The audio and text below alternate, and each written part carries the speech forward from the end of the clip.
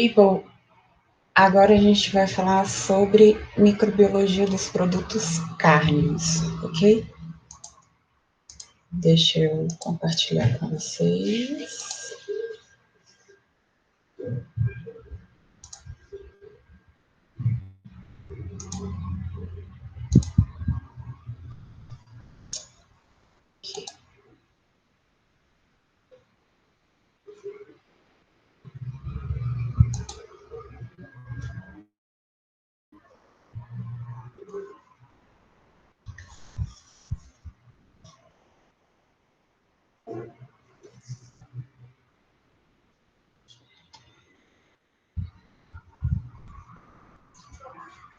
Bem, falando de microbiologia de produtos cárneos, a gente começa conceituando, tá?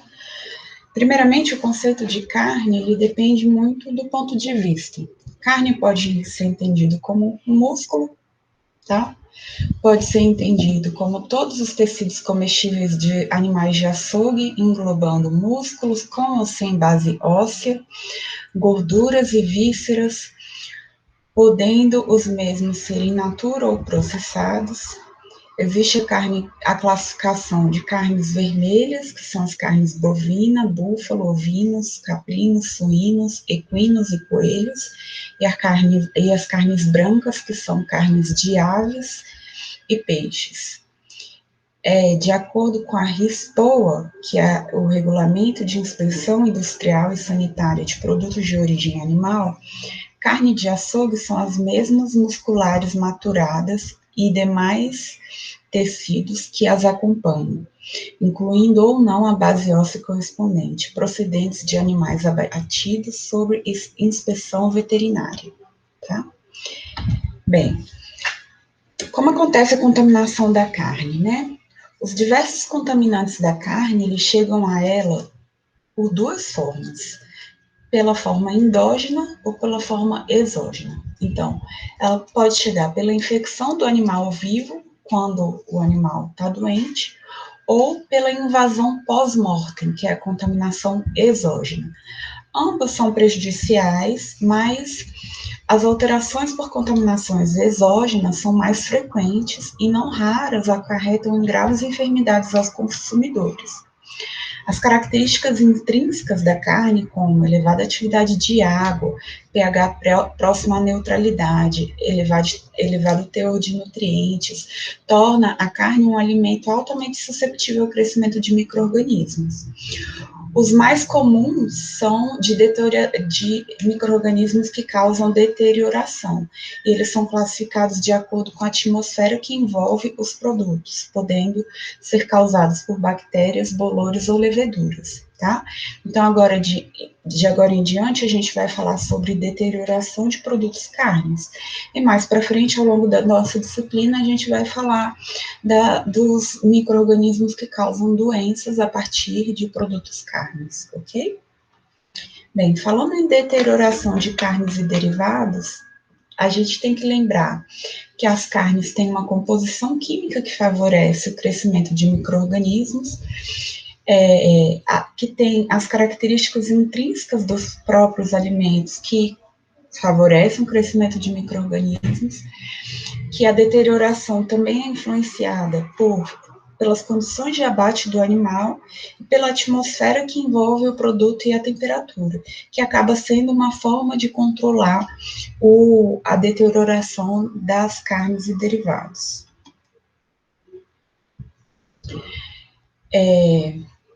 Existem algumas classificações de deterioração de carnes e derivados. E essas classificações, elas dizem a respeito da forma como as alterações acontecem, tá? Então, a gente tem, por exemplo, alterações em condições de aerobiose, na presença de oxigênio. A gente tem alterações na cor dos pigmentos, que são hemipigmentos, pigmentos ligados a ferro, produção de sulfeto, como chama isso mesmo? De sulfeto? Peraí, deixa eu ver aqui no Google. H2S. Sulfeto de hidrogênio e peróxidos por bactérias, se os produtos forem produzidos durante a embalagem a vácuo, a coloração verde, marrom ou cinza aparecerá após a exposição ao ar.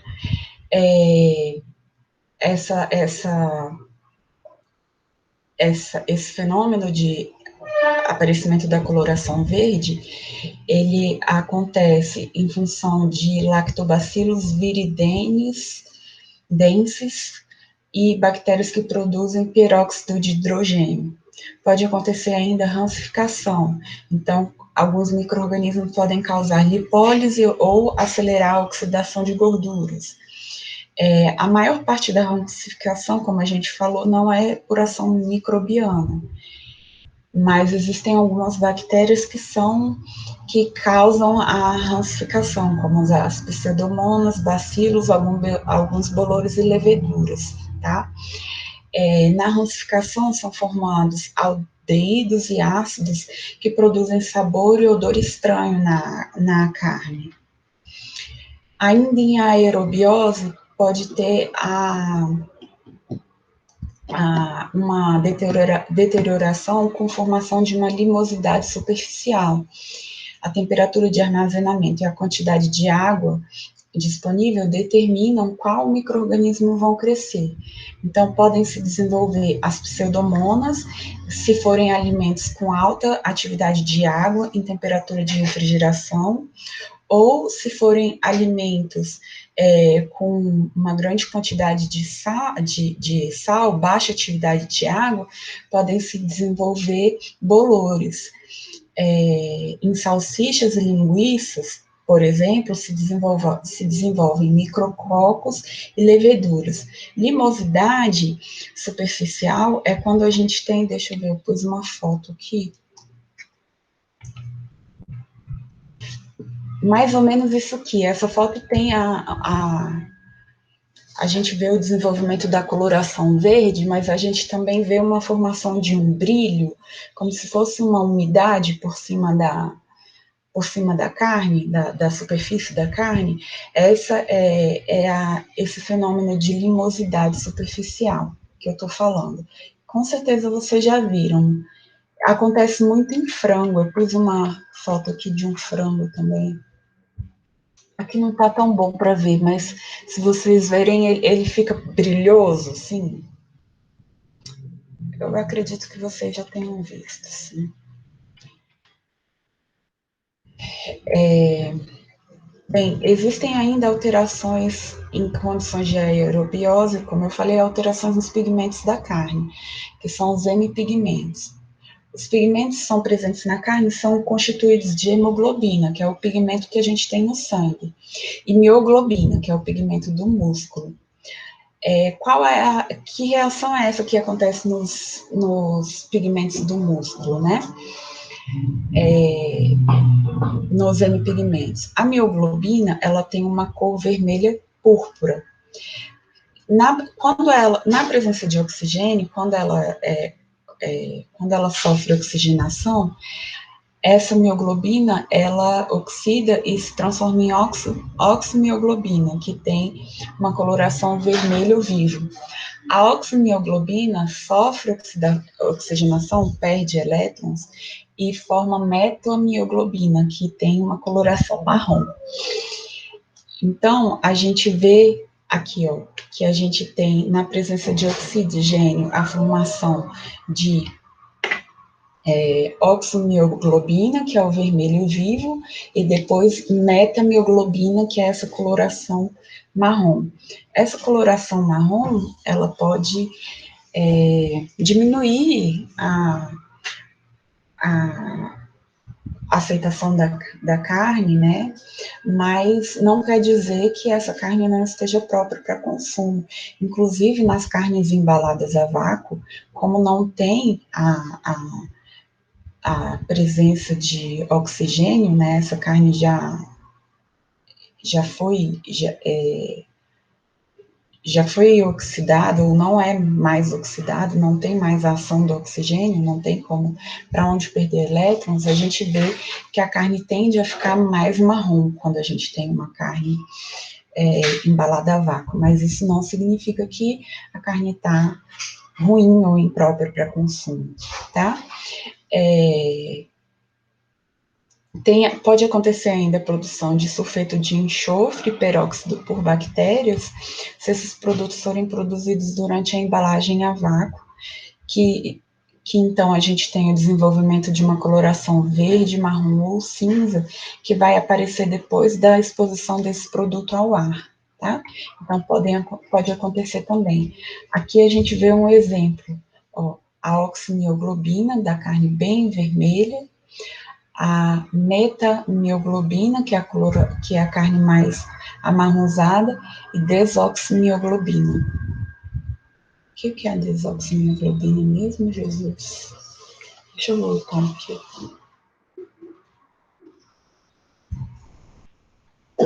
Não sei, viu, gente? Oximioglobina, metamioglobina.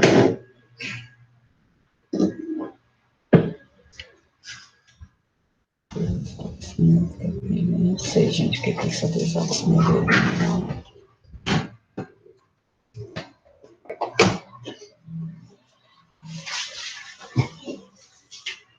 Bem, ainda outras alterações na cor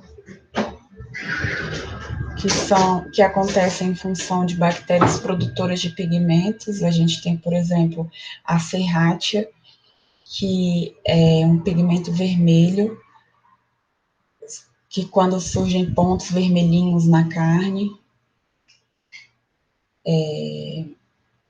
tem a penicilina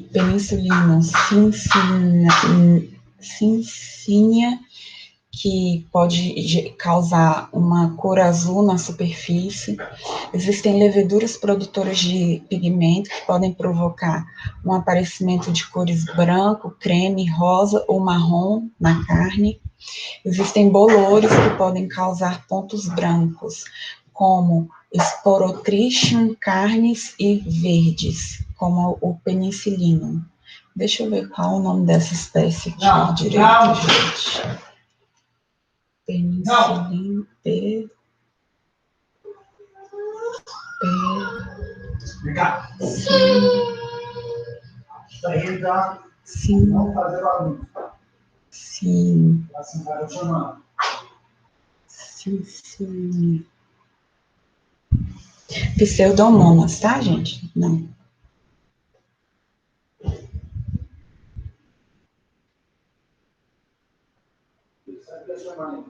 Pseudomonas, desculpa, não é penicilina, não. É Pseudomonas cincínia. Cincínia, que causam esses pontos azul na carne. Agora eu quero voltar aqui e ver o que é essa desoximioglobina que eu fiquei.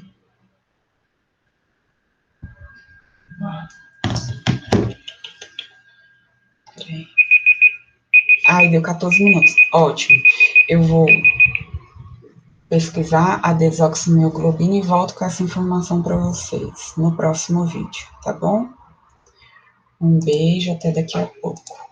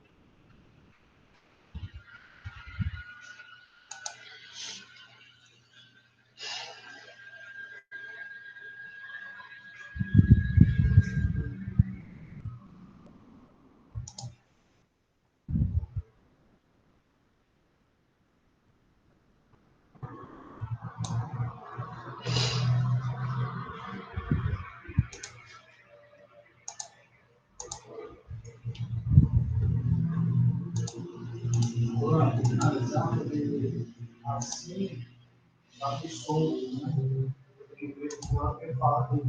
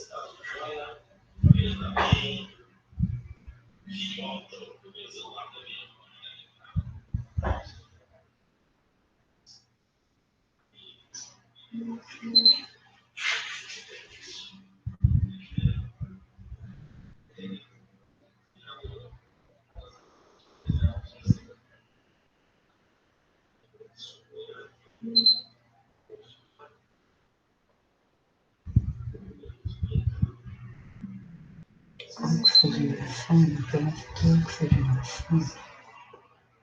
oxidação completa.